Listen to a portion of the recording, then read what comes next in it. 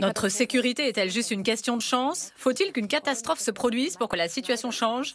C'est ce dont nous allons parler avec Michael Schneider. Bonsoir. Vous êtes franco-allemand, consultant en énergie et politique nucléaire. Vous conseillez des gouvernements et des institutions. Selon vous, les vrais risques du nucléaire sont trop mal connus. En même temps, on dit souvent qu'il ne faut livrer aucune information sur les failles des dispositifs de sécurité, comme nous l'avons fait dans le documentaire, sous peine de donner des idées aux terroristes. Mais doit-on pour autant faire comme si de rien n'était? Sur la première question, c'est oui, nous avons eu beaucoup de chance jusqu'à présent, il n'y a aucun doute à cela. Nous le savons aujourd'hui. Il y a eu certains cas, comme par exemple dans le cas de la cellule terroriste belge. Eh bien, dans beaucoup de cas, les terroristes étaient très proches des centrales nucléaires ou très proches de leurs responsables. Donc nous sommes passés très près de la vraie catastrophe. Mais doit-on imaginer que l'on peut laisser le problème de côté en disant qu'il est confidentiel? Dire que ces organisations ont démontré qu'elles sont très organisées, bien armées, très structurées. Elles sont de plus bien représentées dans beaucoup de pays. Donc, il est illusoire de s'imaginer qu'elles vont aller chercher les informations à la télévision. C'est une illusion totale. Donc tout ce secret défense finalement ne sert qu'à rassurer la population. Et ce que nous avons vu avec Fukushima par exemple ou Tchernobyl, est-ce que c'est le pire de ce qu'on puisse imaginer? Hélas, non. On a appelé ça accident maximum ou bien pire accident concevable, mais c'est totalement faux. Si un accident devait se produire tel qu'il a été évoqué dans le film, donc si on arrivait à un incendie dans une piscine qui est pleine à ras-bord de combustible irradié, alors ça pourrait avoir des conséquences auprès desquelles Tchernobyl ou Fukushima ne seraient qu'une virgule dans l'histoire de l'humanité, certainement pas comme pire accident concevable. Parce que la catastrophe la pire qui soit dépasserait de beaucoup ce que nous avons vu. Alors, quelles seraient les mesures les plus urgentes qu'il faudrait engager immédiatement pour renforcer notre sécurité, selon vous? Je crois qu'il faut faire une distinction. Il y a d'un côté la vulnérabilité. Il s'agit donc de la possibilité d'une attaque sur certains bâtiments. Et puis, d'un autre côté, il y a aussi les conséquences de l'inventaire radioactif et sa toxicité potentielle. Je m'explique. Les transports sont particulièrement vulnérables.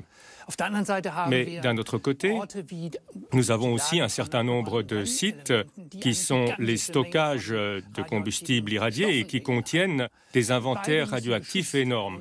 Et les deux doivent être protégés. Que peut-on faire? Eh bien, il faut immédiatement stopper les transports de plutonium. Ça ne voudrait pas dire que l'on sort de l'énergie nucléaire d'ailleurs, parce que ce sont deux choses totalement différentes. Ça ne changerait rien à l'utilisation du nucléaire, mais ça diminuerait énormément le risque. Et puis, d'un autre côté, il faut qu'on sorte autant de combustible irradié que possible des piscines. Il faut les transférer. C'est ce qu'on fait d'ailleurs en Allemagne, même si on ne le fait pas assez vite. On les sort donc des piscines de refroidissement et il faut les mettre dans des stockages secs. C'est aussi ce qu'on a appelé les conteneurs Castor ou bien les châteaux de transport et de stockage. C'est ça qui réduirait le risque. Mais justement, ça n'a pas été fait, en tous les cas pas en France. Est-ce que c'est une question d'argent? Oui, c'est surtout une question de gros sous. Surtout. Mais il faut aussi dire qu'il y a autre chose. En France, on est basé sur le nucléaire qui sépare le plutonium en grande quantité. Et ensuite, il est transporté sur la route. Ça, on l'a vu. En d'autres termes, un changement de cap remettrait en question toute l'industrie nucléaire française. Et si aujourd'hui les industriels français parlent d'une méga piscine de refroidissement, c'est pour des questions de coût et c'est inacceptable. Oui, en effet, c'est exactement ça. Récemment, l'information nous est parvenue que EDF a reporté une fois encore des mesures de sécurité nécessaires, prescrites par l'État d'une année encore, parce qu'il n'y a pas d'argent.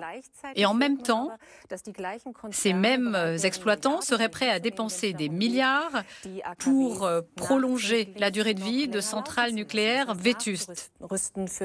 Alors, est-ce que ce n'est pas contradictoire? Mais si, justement. Bon, vous parlez de sûreté, c'est juste, parce que la sûreté technique n'est pas améliorée aussi rapidement qu'on l'avait prévu. Vous savez, il y a des mesures qui ont été décidées et qui ne sont pas réalisées aussi rapidement qu'elles l'auraient dû. Après Fukushima, par exemple. Mais pas uniquement après Fukushima, mais il s'agit aussi de l'amélioration des centrales parce qu'elles sont vieillissantes, mais aussi dans le domaine de la sécurité. Les protéger face à l'extérieur.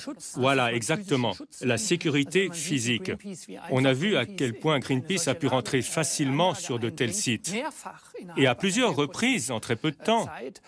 Donc alors là, vraiment, on se pose des questions. Que se serait-il passé? A-t-on investi suffisamment d'argent dans des mesures de sûreté et de sécurité qui seraient nécessaires? N'a-t-on pas essayé de faire des économies au mauvais endroit? Alors, cela veut dire que ces militants qui ont porté plainte ce week-end contre EDF et contre l'État français en disant le nucléaire, les exploitants mettent la vie d'autrui en danger, ont raison? On pourrait facilement protéger davantage les centrales nucléaires? Maintenant, ça va être intéressant. Que vont dire les tribunaux? Bon, je ne voudrais pas anticiper sur le résultat de la procédure.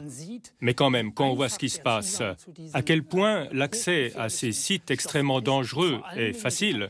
Et surtout, ces piscines de refroidissement, elles contiennent des quantités incroyables de combustible irradié. Et s'il y a un incendie là-bas, eh bien, on aura une libération de substances radiotoxiques énorme. Et alors là, vraiment, il faut se poser des questions. Pourquoi ne fait-on pas quelque chose? Oui, justement. Pourquoi est-ce qu'on ne fait rien? Comment est-ce que vous expliquez le fait qu'on s'entête comme ça à maintenir le système en place en France? Je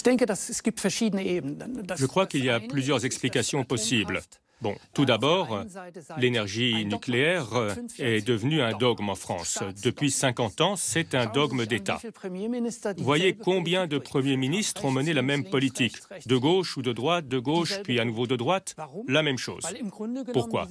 Eh bien, parce qu'en fait, cette politique a été définie par une élite de technocrates depuis 50 ans. Et au fond, il n'y a aucun contrôle démocratique. C'est certainement une des causes. Et puis, il y en a d'autres.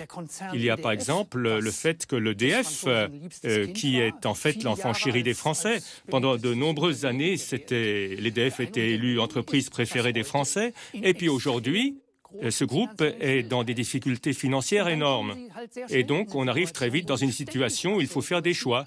Est-ce qu'on investit 1 euro ici ou bien 1 euro là-bas? Mais les électriciens, justement, sont déficitaires et dépendent de subventions.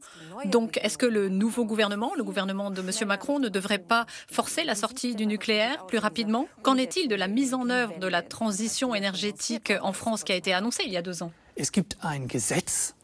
Mais en France, il y a une loi, c'est la loi de transition énergétique. Elle a été adoptée en 2015. Cette loi prévoit que la part de l'électricité nucléaire passera des 3/4 à la moitié d'ici 2025. C'est quand même clair et c'est dans la loi. Et il s'est passé quelque chose? Mais c'est ça le grand problème. Parce qu'en fait, on n'a rien fait. On n'a pris aucune mesure. Et c'est vraiment là qu'il y a le grand problème. Et puis d'un autre côté, il faut voir comment on va appliquer cette loi. Bon, ensuite, il ne faut pas mélanger tout. Parce qu'ici, on a affaire à une situation où il s'agit de sécurité. Là, il y a urgence. Il faut faire quelque chose. Même si on ne sort pas du nucléaire, même si on voulait, ou surtout si on voulait, maintenir la part du nucléaire dans la production d'électricité. Et puis ensuite, il y a autre chose. Dans les années à venir, il faudra voir quelles mesures devront être prises pour diminuer la part de production d'électrique à partir du nucléaire. On pourrait peut-être s'inspirer de l'exemple allemand. Nous avons décidé de sortir du nucléaire à l'horizon 2022. Qu'est-ce qu'on pourrait encore améliorer en Allemagne dans la transition énergétique? Je crois qu'ici, il y a plusieurs pistes à creuser. Nous parlions de la sécurité.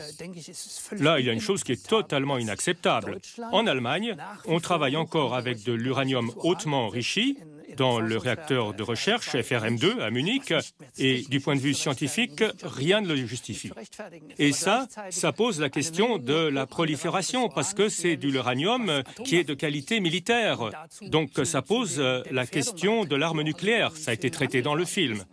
Et puis d'un autre côté, nous avons la transition énergétique. Quelles mesures ont été prises? Là, je crois qu'on a bien avancé. Les renouvelables ont commencé à remplacer l'énergie nucléaire, mais il y a encore beaucoup à faire, surtout du côté de l'efficacité énergétique. Merci Michael Schneider pour votre analyse. Et si vous voulez en savoir plus, vous trouverez un dossier complet sur notre site internet arte.tv.